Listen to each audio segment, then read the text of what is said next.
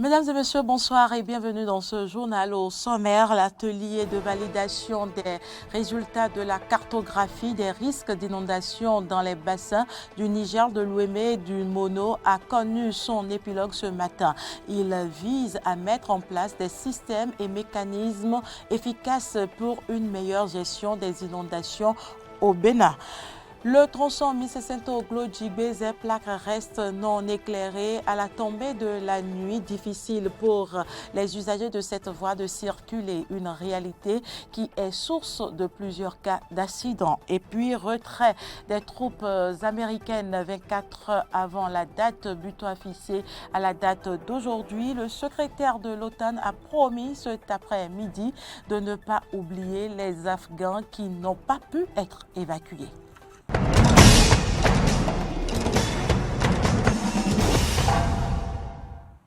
Merci de votre fidélité. Les différents acteurs impliqués dans la gestion des risques d'inondation ont procédé à la validation des résultats de la cartographie des risques d'inondation dans les bassins du Niger, de l'Ouémé et du Mono. C'est à l'occasion d'un atelier de 2 jours qui a pris fin aujourd'hui. Clémence Tonocoin, Fiacre Voiton pour le compte rendu. La cartographie des risques d'inondation dans les bassins du Niger, de l'Ouémé et du Mono se veut un instrument moderne de gestion des inondations. Le présent atelier marque la détermination du gouvernement à mettre en place des systèmes et mécanismes efficaces pour une meilleure gestion des inondations au Bénin. Sur la base du rapport d'évaluation des besoins post-catastrophe des inondations de 2019, nous avons, en tant que président de la plateforme nationale de réduction des risques de catastrophe, demandé et obtenu l'appui du PNUD pour élaborer la cartographie des risques d'inondation dans les bassins du Niger, du Mono et de l'Ouémé, en vue de doter prioritairement les communes de Malanville, Karimama, Zayanado, Agégué, Grand Popo et Atimi d'instruments de management territorial préventif et moderne pour la gestion des inondations. Au terme des travaux, les outils et données remis au ministère de l'Intérieur et de la Sécurité publique ont été mis à la disposition de l'Agence nationale de protection civile ANPC et des communes concernées. Ils vont permettre d'évaluer en temps réel le risque humain lié aux inondations. Ces livrables viennent améliorer le système d'alerte précoce, dans la mesure où ils permettront à la NPC et aux communes concernées de connaître à l'avance et très rapidement non seulement les localités inondées, mais aussi et surtout les impacts socio-économiques enregistrés à différentes hauteurs d'eau. L'utilisation de l'application cartographique SIGWeb présente également un intérêt important économique du fait qu'elle permet d'évaluer à distance et en temps réel les risques et impacts des inondations et d'éviter les dépenses liées aux missions d'évaluation sur le terrain. Cette application permet enfin d'améliorer la compréhension des risques village par village, de cibler les populations vulnérables concernées et de mieux organiser et synchroniser les actions des systèmes d'alerte communautaires et technologiques dans le but de renforcer la résilience des populations. Le programme des Nations Unies pour le développement PNUD a apporté son appui technique et financier à la réalisation des présents travaux de cartographie d'inondation. Une délégation parlementaire conduite par le deuxième vice-président de l'Assemblée nationale a entamé depuis lundi une série de rencontres avec les autorités politico-administratives de la commune de Lokossa et celle de la direction départementale de la santé Mono Koufo. Prévue pour durer 3 jours, elle s'inscrit dans le cadre de la mise en œuvre de la fiche d'évaluation citoyenne de l'hôpital de zone de Lokossa à Thiémé ainsi que celle du centre hospitalier départemental du Zou à Abomey. Elle est organisée par l'unité d'analyse, de contrôle et d'évaluation du budget de l'État, UNACEB de l'Assemblée nationale, avec l'appui technique et financier du ministère de la Justice et de la Législation. Le secrétaire général adjoint du gouvernement a abordé des questions relatives à la libération de la route des pêches et de la berge de Rwakodji. Il est revenu sur les mesures prises par le gouvernement pour indemniser les populations concernées. C'était en fin de semaine écoulée lors de la deuxième session de l'émission. Rendez-vous avec le porte-parole dont voici un extrait. On n'a pas fait marche arrière. Le président de la République était descendu sur le terrain, a discuté directement avec les acteurs et a demandé au comité en charge de surseoir au déguerpissement le temps de certains réaménagements. Au jour d'aujourd'hui, je peux vous dire que l'action est prévue, mais les actions préalables sont en cours. Actuellement, le domaine identifié pour accueillir les pêcheurs qui vont devoir quitter la berge est en cours d'aménagement, de recasement. Et ces pêcheurs sont identifiés. Ils vont recevoir une indemnité pour se déplacer, aller vers ce village et après ça, l'opération pourra se mener. À Flakodji, il s'agit surtout du vieux village de Flakodji qui, depuis plus de 10 ans, est prévu pour être dégagé. Et les habitants le savent. Ce qui a changé aujourd'hui, c'est que le gouvernement a pris langue avec eux, le chef d'arrondissement, les habitants, et des discussions ont eu lieu pour identifier clairement qui sont les personnes concernées. Un site de relogement a été identifié, est en cours de recasement, et les 357 ménages qui ont été identifiés pour bénéficier de la mesure sont entièrement d'accord pour y participer. Et donc là, vous voyez, ça a été très participatif, parce que c'est des gens qui étaient installés depuis et qui ont des titres. Le débat a été fait donc, les points d'accord ont été trouvés. Le chef de l'État a demandé que cela se mène de cette façon-là. Et donc, toutes ces personnes vont bénéficier d'une indemnité pour se déplacer, libérer l'espace qui, par la suite, rentre dans le plan général d'anoblissement de cette zone-là et de modernisation de notre pays. Des efforts sont consentis pour assainir l'embarcadère d'Abomey-Calavi, un lieu autrefois insalubre et décrié par les usagers. Voici le reportage que nous proposent à ce propos Maury Agua et Jean-Baptiste Boko. Le marché s'anime à l'intérieur de l'embarcadère ici avant. L'insalubrité règne. Il y a trop de désordre, surtout les nuits. On ne sait pas d'où ils sortent. Ils viennent verser leurs ordures un peu partout ici. On a trop souffert pour ce qui est côté l'hygiène. Cet agent du ministère du Tourisme décrit ainsi l'aspect que présentait l'embarcadère d'Abomey-Calavi. Un environnement désormais sain, sans odeur nauséabonde, ni d'écailles de poissons grâce à l'érection d'une séparation en tôle pour empêcher les vendeuses de poissons de polluer l'embarcadère.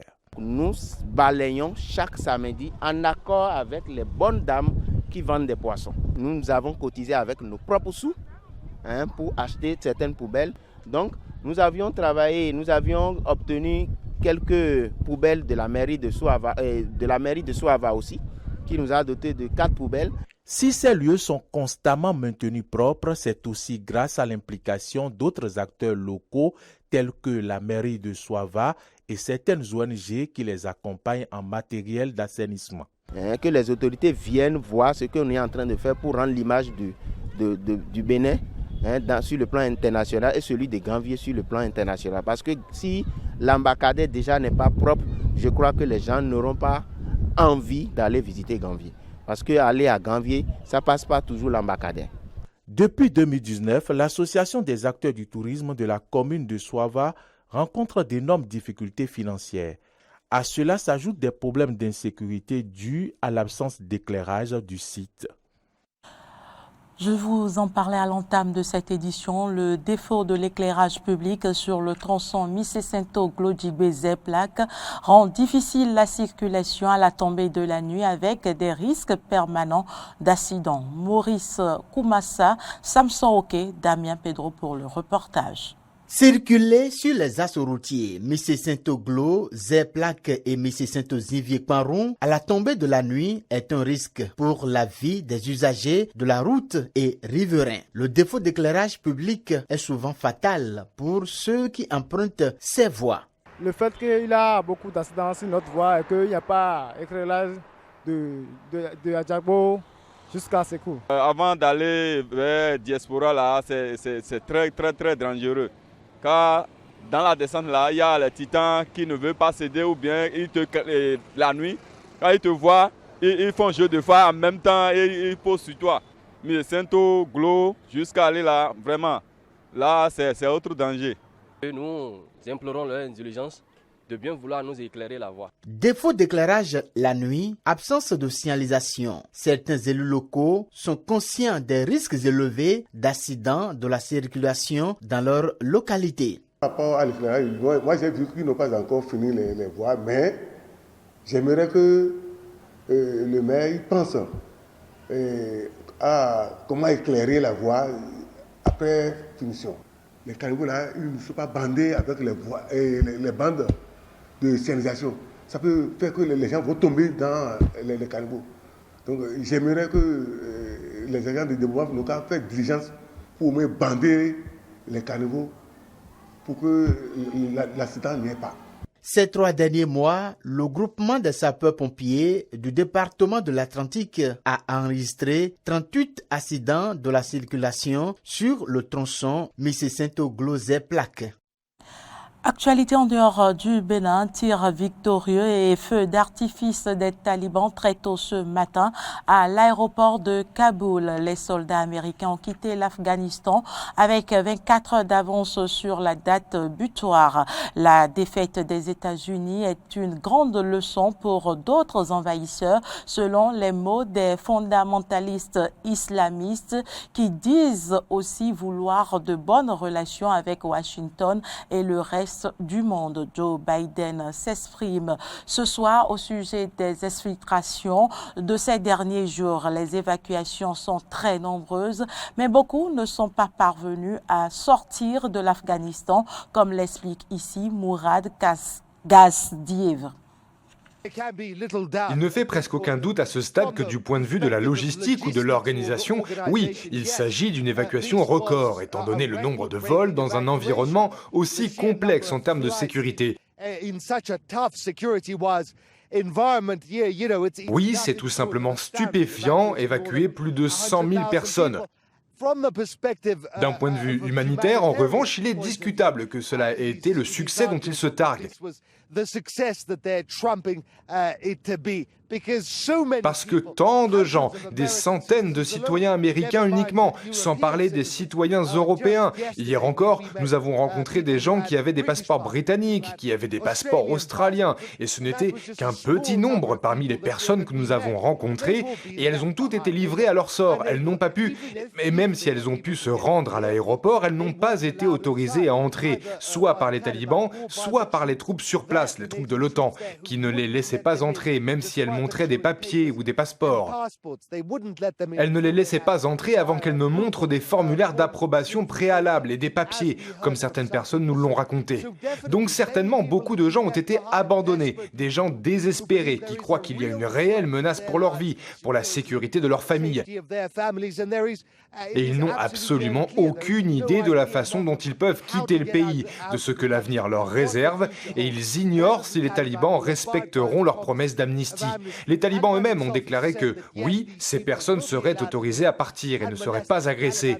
Les talibans veulent évidemment une reconnaissance internationale, et cette reconnaissance ne sera accordée que s'ils agissent désormais de manière civilisée, s'ils permettent aux gens de partir. Néanmoins, seul le temps nous dira si ces personnes pourront quitter l'Afghanistan.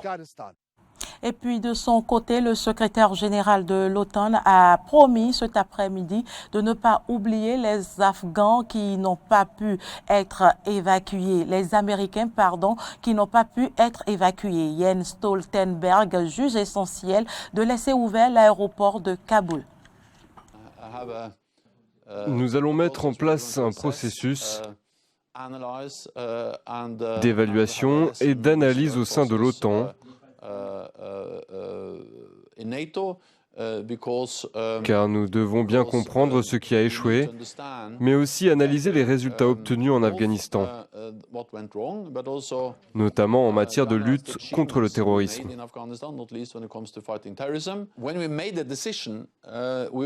Lorsque nous avons pris cette décision, nous connaissions tous les risques.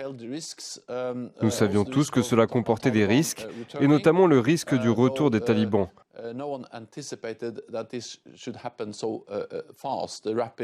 Même si personne n'avait prévu que cela se produirait aussi vite.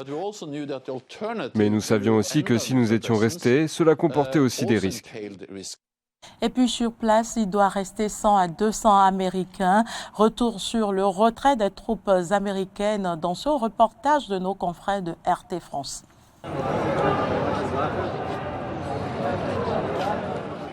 Les troupes américaines définitivement parties. L'aéroport de Kaboul déjà sous le contrôle taliban.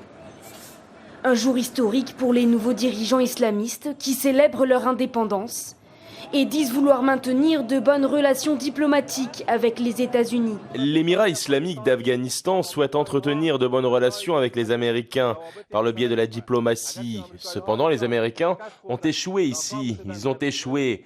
Du point de vue militaire, ils n'ont pas réussi à atteindre leurs objectifs, mais l'émirat islamique d'Afghanistan veut avoir de bonnes relations avec le monde entier au nom de la nation. Nous voulons avoir des relations diplomatiques solides avec tous, y compris les États-Unis. Nous voulons rétablir progressivement de bonnes relations avec les États-Unis à l'avenir. Le début d'une nouvelle phase entre Washington et Kaboul. Les États-Unis ne ferment pas la porte à un potentiel dialogue avec les talibans. Chaque étape que nous suivrons ne sera pas fondée sur ce que le gouvernement taliban dit, mais sur ce qu'il fait pour respecter ses engagements. Les talibans recherchent la légitimité et le soutien de la communauté internationale. Notre message est que toute légitimité et tout soutien devront être mérités. Le Pentagone n'a toutefois pas réussi à faire sortir autant de personnes que souhaité, selon ses propres mots. 123 000 civils au total ont été évacués par les États-Unis et ses alliés, mais entre 100 et 200 Américains seraient encore sur place. Un échec pointé du doigt par l'opposition républicaine. Mais les Américains voulant quitter l'Afghanistan dans le futur recevront l'aide du Pentagone selon le chef de la diplomatie. Pour l'heure, les activités diplomatiques américaines ont été transférées à Doha, au Qatar. Le président Joe Biden doit s'adresser à la nation ce mardi pour évoquer de nouveau le retrait des États-Unis. Et puis pour boucler cette édition, l'enquête sur les origines de la Covid-19 se poursuit. Accusé de manque de transparence par le président américain Joe Biden, le pouvoir chinois a réagi dimanche dernier, chacun accusant l'autre camp. Accusation américaine d'entrave à l'enquête, la réponse chinoise ne s'est pas fait attendre. Le soi-disant rapport sur la recherche de l'origine du virus publié par l'agence de renseignement américaine est un rapport anti-scientifique et politique qui fuit la responsabilité de l'échec des États-Unis dans la lutte contre l'épidémie sous couvert de la question de la recherche de l'origine, ainsi qu'un faux rapport qui invente des excuses pour jeter de la boue sur la Chine. Ce que les États-Unis ont fait a non seulement conduit à l'échec complet de leur lutte contre la pandémie chez eux, mais a aussi sérieusement empoisonné l'atmosphère de la coopération internationale sur la recherche des origines, qui s'est de plus en plus écartée de la bonne direction. Les autorités de l'Empire du Milieu dans le viseur de Joe Biden. En mai dernier, le président américain avait donné 90 jours à ses services de renseignement pour présenter un rapport sur les origines du coronavirus, responsable de la mort de près de 650 000 personnes outre-Atlantique, 4,5 millions à travers le monde. Fuite de laboratoire ou marché de vente d'animaux à Wuhan. 3 mois plus tard, les 4 agences de renseignement s'estiment incapables de confirmer une des hypothèses. La faute aux responsables chinois, selon la Maison-Blanche. Des informations cruciales sur les origines de la pandémie existent en Chine. Et pourtant, depuis le début, des responsables gouvernementaux sur place œuvrent pour empêcher les enquêteurs internationaux et les acteurs mondiaux de la santé publique d'y accéder. À ce jour, la République populaire de Chine continue de rejeter les appels à la transparence et de retenir les informations, alors même que le bilan de cette pandémie ne cesse de s'alourdir. Il est bien connu qu'ils n'ont pas été très coopératifs à travers vos enquêtes, d'autres enquêtes et le fait qu'ils n'ont pas, de manière publique, fourni les données et les informations que nous avons demandées. En ce qui concerne les mesures que nous pourrions prendre, je ne peux rien vous dire de plus. Accusant à leur tour les Américains de complotisme, par 2 fois, Pékin a rejeté l'idée de nouvelles investigations conduites par l'Organisation mondiale de la santé. Dans la revue Nature, les experts de l'OMS regrettent une enquête aujourd'hui au point mort, après celle réalisée sur place il y a 6 mois et largement contrôlée par les autorités, selon eux. La recherche des origines du SARS-CoV-2 est à un moment critique. L'équipe internationale de l'OMS et l'équipe chinoise ont la volonté d'aller de l'avant, mais la fenêtre de faisabilité biologique de la traçabilité des personnes et des animaux à l'intérieur et à l'extérieur de la Chine se referme. Les anticorps du SARS-CoV-2 s'affaiblissent, de sorte que la collecte d'autres échantillons et le dépistage des personnes susceptibles d'avoir été exposées avant décembre 2019 auront un rendement décroissant. À ce jour, 4 scénarios sont toujours considérés parmi les plus probables. Transmission directe ou via un animal, transmission par la nourriture ou fuite. Récemment, plusieurs sites d'information chinois pointaient du doigt un laboratoire américain cette fois-ci, spécialisé dans la recherche contre le bioterrorisme. Dans la foulée, une pétition signée par des millions d'internautes réclamait une enquête. Alors qu'un réchauffement entre Washington et Pékin était espéré, dans ce contexte de crise sanitaire mondiale, les 2 camps continuent de se renvoyer la balle. Ce sera tout pour cette édition. Merci de nous avoir suivis. À demain.